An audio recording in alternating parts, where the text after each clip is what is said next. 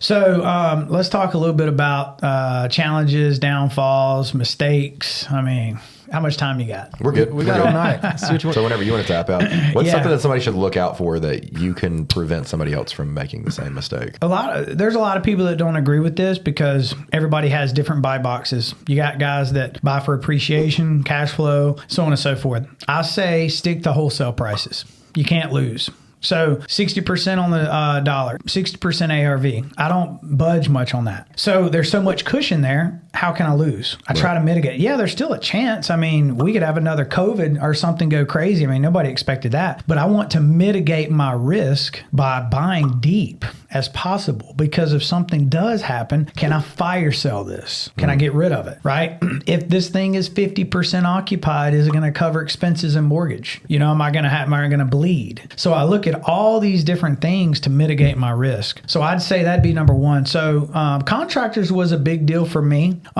Just having bad contractors. You got to understand how to vet your contractors, get some past work from them, pay attention to giving them draws, work with contractors that can, you know, carry the load, because I don't want to be paying their payroll. I want to make sure that they can get some materials on the job site, do the job. It goes both ways. I mean, there's got to be some trust. Do you penalize them for going over deadlines? I didn't at first. I definitely do now. That's something I learned later into the game. If you say they need to be done on November 25th or the pay gets cut, you have a handshake written agreement. Yeah. And also reward them for finishing early. Ooh, I never thought about that one. Yeah. So we'll give them a bonus. So, hey, this is a 4-month job. Our jobs last a long time. Like our construction can go on from, 3 months to 6 months. And it consists of many trades: electricians, road work, plumbers, rehab guys, pool guys. Yeah. We let everybody know because time is money. I look at it like this. I would much rather give this guy on a $50,000 contract an additional $5,000 if he finishes early.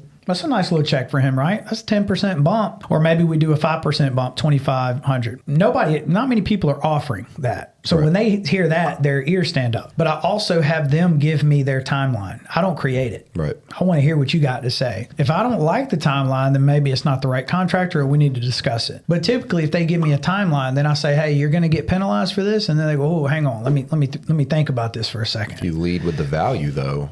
That's right. Okay. So then we say, hey, well, listen, if you can finish this much earlier, like instead of 4 months, you think you can shave a month off, right? Or 3 weeks or 2 weeks. Because if we can finish that job early and we can fill, say, 10 spaces, I may have paid him $2,500 to $5,000. But if our average spot is $500 a month, I made that back the first month just filling.